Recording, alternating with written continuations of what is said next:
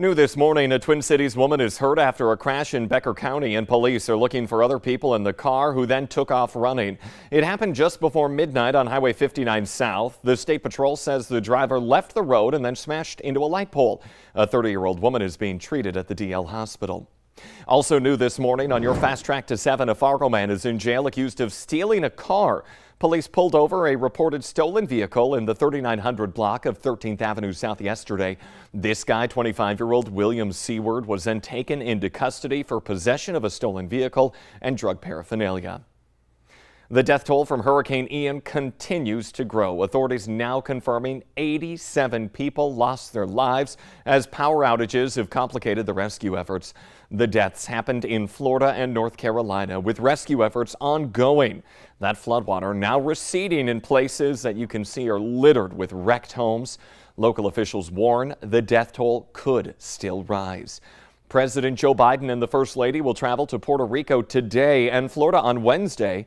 Puerto Rico is still grappling with fallout from Hurricane Fiona, which hit there in the middle of September. In addition to flooding and collapsed bridges, almost all of that U.S. territory was then left without power. Meanwhile, Hurricane Ian is the Federal Emergency Management Agency's largest search and rescue operation ever. They have performed more than 1,100 rescues since the storm hit on Wednesday.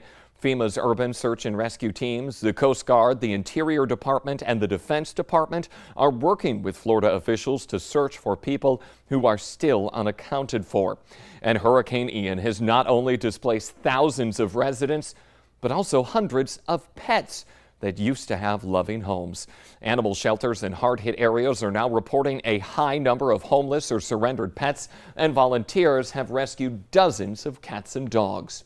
6:53, we want to get a check of our forecast here in the region with meteorologist Lisa Green. Lisa, you're talking rain this morning. Yeah, some of us experiencing those showers going through the valley. Other places it's a little quieter. Fargo-Moorhead in our view here, well, we've seen a couple of sprinkles here and there, but it's mainly been on the dry side. Here's a look at our current conditions. Mild, we're at 60 degrees. We're looking at wind out of the south-southeast at 9 miles per hour, so pretty light, but it's that direction that's going to keep those temperatures warm for today, but also help to bring in more moisture into the valley. Here's a look at the latest radar and satellite picture. Some areas have clear skies, others again seeing some showers in the southern end of the valley, and especially up north we've been experiencing some rain, and there may be more lifting in as the day goes on. So spotty areas of rain showers, maybe even a thunder shower or two developing this afternoon, but the overall experience for today will be just more on the mostly cloudy side. So out at the bus stop, the kids may want their rain gear. We're looking at temperatures into the 50s to some 60s this morning, and then heading home, look at this. Even though we'll have more clouds than sun today, we're still getting temperatures back into the 70s as we're starting off the week this week. So a mild one, a warm one. We keep that milder air around Tuesday and heading into Wednesday.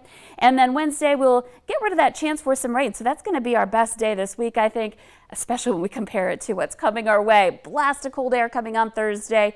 We will struggle to get into the 40s on Thursday, and overnight, once that wind eases up into Friday morning, we're talking widespread freeze for a lot of places here. So conditions are going to be changing rapidly by the end of the week, but the first few days, not so bad. We'll just have to watch out for a couple of raindrops. Okay, keep it right here on the Valley today and with that VNL News app that Lisa updates. Lisa, thank you this morning.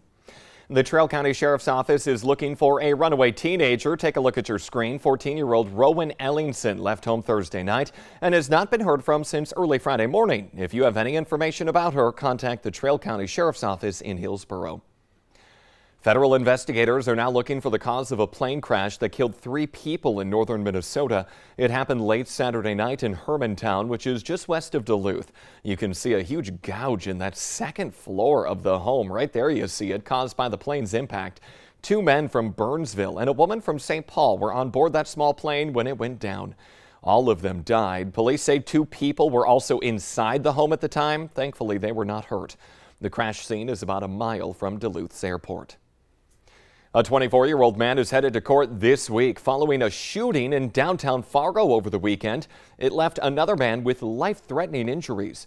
Police were called to the 600 block of Main Avenue on Saturday night after reports of a shooting during a fight between 2 people who know each other. Police say that Skylar Ferguson turned himself into police, and a few hours after that shooting, He's now in the Cass County Jail for aggravated assault. A traffic alert for folks in Fargo today. Main Avenue in Fargo will be down to one lane starting today for some utility work. It's going to be happening in the westbound lanes between 38th and 42nd Streets. The lane closure will be in place for about 10 days. Food donations in the valley are needed now more than ever, and the Great Plains Food Bank wants your help. That's where we find the Valley Today's Jillian Trudeau telling us more about how we can help support people in our community. Good morning, Jillian. Good morning, Jordan. That's right. I'm at the Great Plains Food Bank here, where they're starting out on their final week of their Stock the Shelves campaign. So what that is, it started on September 6th, and now the last day will be October 6th. And earlier today, I spoke with Jared Slindy, who is the communications manager at the Great Plains Food Bank, who said that through inflation and other factors, they forecasted 1 million pounds fewer to distribute this year compared to last year. So that's why we have some empty shelves here. He said that that's uncommon for the food bank here. So what you can do to help is you can visit their website at Great Plains Food Bank. We'll have that information also, valleynewslive.com, and that's where you can donate for their final week here. Yeah, definitely a need for it in our community right now. Jillian Trudeau reporting live. Thank you.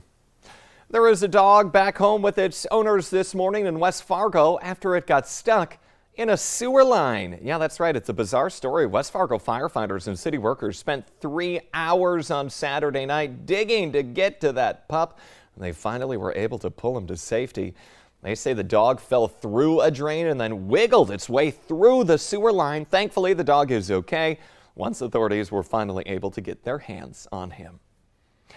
One of the most spectacular events in the Southwest is celebrating its 50th anniversary this year. Take a look at this video right here. Some beautiful blue skies mixed in with those balloons. And I'm pretty sure we just saw a cow balloon on our screen right there. Anyway, hundreds of colorful balloons are filling the sky at the Albuquerque International Balloon Fiesta. Now, organizers hope to break the world record for the largest balloon glow, as it's called. The current record is 142 balloons. You won't guess where it was set, though. That was in Saudi Arabia earlier this year. Now, the Balloon Fiesta will run through October 9th, and that's when we'll see if they can beat that record. Either way, beautiful sight right there. The Today Show and CBS Mornings are just about to start, but the Valley Today rolls on. We have more live up-to-the-minute news and weather coming up for you on the Fargo CW. That's where we'll check in with Lisa Green as she is tracking some rain that's coming down in parts of the region. She'll let us know who will be hit and when right after this on the CW. Otherwise, have a great Monday.